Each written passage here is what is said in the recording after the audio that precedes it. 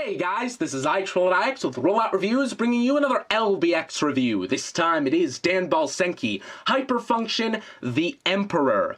Now, the Emperor is owned by Kaido Jin, who is essentially the rival of the main character for the first half of the first season of Danball Senki. Now, this isn't the original The Emperor kit that came out back in 2011. This is a newer kit that basically revamps that old one. It has a lot more detail. The construction is a lot more advanced, and the color layerings are so much better.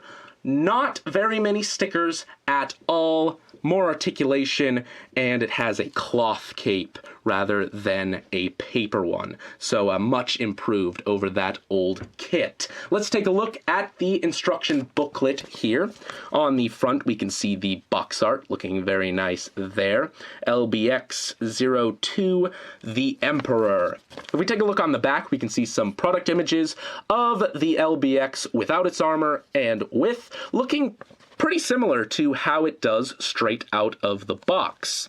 There is a color guide there if you want to paint it, and down here is a diagram on how to apply the little technical decals it gives you here. These are rather extraneous and not accurate to the show at all. They're there if you want to make it look a little more involved, but honestly, I don't think it's worth the trouble. On the inside here, we have nice, easy to follow, full color instructions. So, let's take a look at the model kit itself in further detail.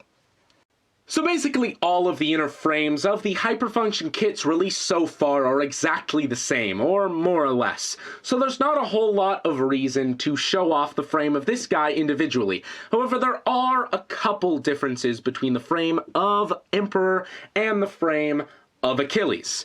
So the first of these is pretty apparent, the color.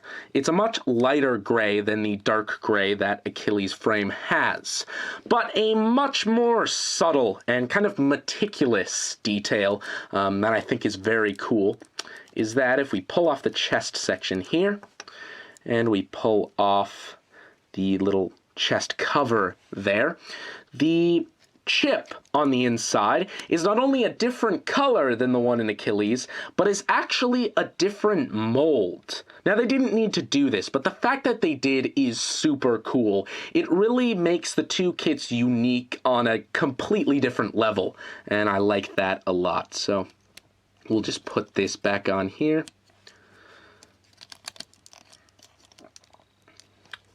So the kit itself looks super cool. Lots of awesome color layerings. I think the color layerings are a bit better than the ones on Achilles, just because the design of the Emperor is a bit more involved. So there's a lot more room for that. The little red details showing through here, sort of the darker purple over the lighter purple and the red there. Little tiny red details with gray surrounding it. On the skirt armor, all of this super cool layering on the feet. The stripes of color there, the little red that shows through. The red that shows through on the shins, and kind of the same detailing here as there was on the arms. And then there's the M on his chest that really has a lot of depth to it with that translucent blue, which is super nice. I don't know what the M stands for. I'm assuming something probably like Emperor, but maybe that's pushing it a little bit. There's actually quite a bit of layering on the head, but it's unfortunate that you can't really see it just because his head isn't more than a couple colors. His eyes are just gray and kind of lifeless, unfortunately. His head sculpt kind of reminds me of Sauron from the Lord of the Rings movie series, which is kind of cool, I guess. I don't know. I like the design of him overall. He just looks menacing and evil. I don't know. His cape is actually quite vibrant for the dark color scheme he has going on all the way around with these zigzags and whatnot. One problem I kind of have with the overall look of him is, believe it or not, the color. This purple here, to be accurate to the show and to the games, should actually be a lot lighter. It should actually be closer to this purple color here. So, I don't know why they went with the darker color scheme. I guess it works, but it's just unfortunate that it's not quite accurate. Now, stickers on this guy, well, the stickers applied right now are only the ones on the eyes of his inner frame there. And he does come with the little tool to help you apply these stickers if you'd like it. The exact same tool that came with Achilles. However, he has a couple other stickers that are supposed to be on that I haven't applied. Now, I've seen a couple reviews of this guy, and everyone has had a problem with these stickers. They're little light gray details that are supposed to go on the back of the hands. As you can see here, I tried applying one of those stickers. Now, I went into building this guy thinking that, oh, it can't be too bad, they just were unlucky. Oh, it really is that bad. These stickers are awful. They're terribly shaped, they're super tiny, and they don't stick very well. Just by bumping this, they slide around and fall off, and it's not good at all. You're better off just not applying those in the first place. So, fair warning on that. Articulation on this guy. He's got a ball joint in the head as well as a joint there. So it goes forward and back like that. The shoulders, they go forward and back and in and out on a ball joint as well as pivot forward and back there at the shoulder. It has a joint here in the armor to move that out of the way. But it doesn't really end up doing all that great of a job, and that's mostly just due to the design of Emperor and not the design of the model kit, because if you move the arm kind of forward like this and want to turn his head this way, it clearly gets in the way there. So you're a little limited because of that. He has a rotation up here and a double joint in the elbow, which can get about that far. He also has a ball joint in the wrist. The waist rotates, only a rotation there. The cape is on a joint here that goes up and down and swivels. Now, through my experience of posing Achilles, this joint actually isn't all that great, unfortunately, because when you do something like this, it doesn't end up looking all that natural at all, actually.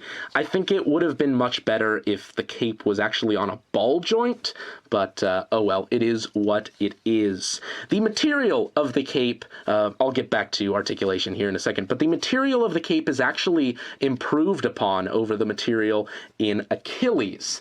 Over time, I've noticed that the cape on Achilles kind of bends and droops, and that's unfortunate, but they really did improve it here. It's a much more springy and plasticky material, which I like there. Back to articulation. The skirt has a joint here and a swivel as well on both sides. The same kind of thing on the skirt in the front. The legs, they go forward pretty far, back pretty far, and in and out on a ball joint. They only go out that far, unfortunately, but it's not too bad. A double joint in the knee, so that can get pretty far. Nothing really to cover up that gap there, unfortunately. And then, well, it rotates up here. This is, well, that's never happened, but it's apparently a little bit of a loose joint. Let's just slide this back into place there. Not a problem. It is worth noting that this is a model kit and not really a toy, so that is bound to happen. It's meant to just be put in a pose and set on a shelf and not really moved around all too much. The ankles, they tilt, they go forward and back on a ball joint there, but it is worth noting that these little details here are only attached by one little peg there, so they do limit how far you can tilt, and if you tilt them too far, they're bound to pop off. It also has a little bit of a joint there in the foot, which is super nice. So pretty articulate, not quite as articulate as Achilles. He has a few limitations and a few fiddly parts, but likely leagues ahead of the original model kit. So, as for everything else that this kit comes with, let's take a look at his weapon. This is Titania. This is his super duper heavy maul weapon. And I'm not lying, this thing is very heavy.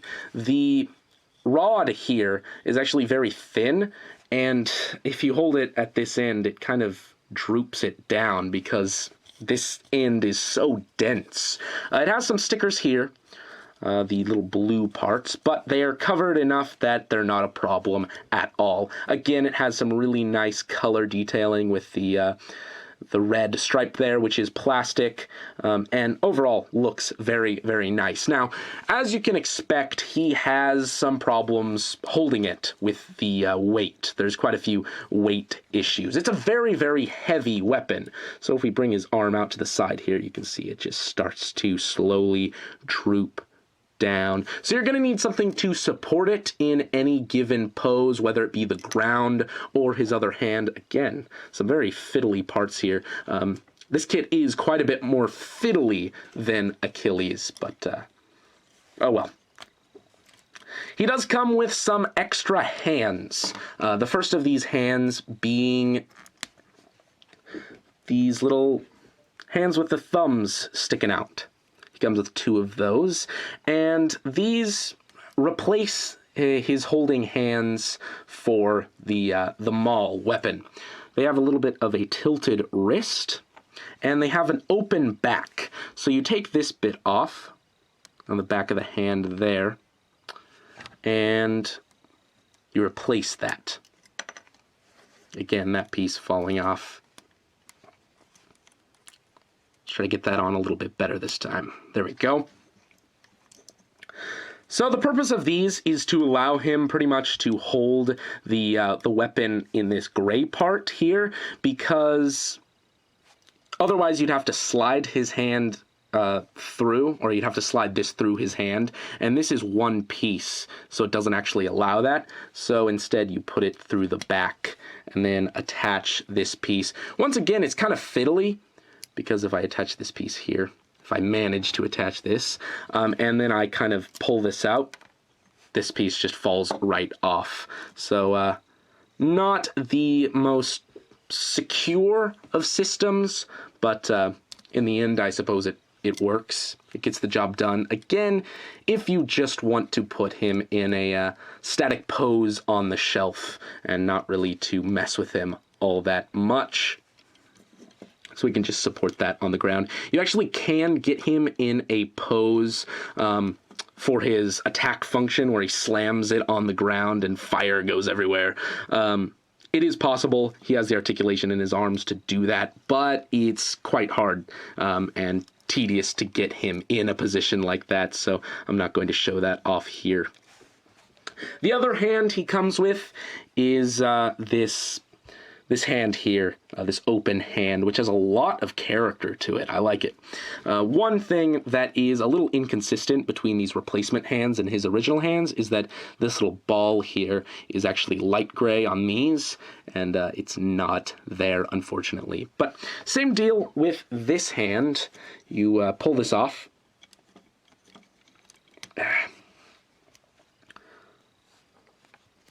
And replace it here.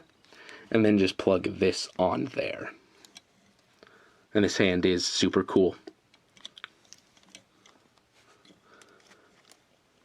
Basically, the ideal pose for the Emperor is to just get him standing there looking cool, because he's going to end you in a mere couple of seconds.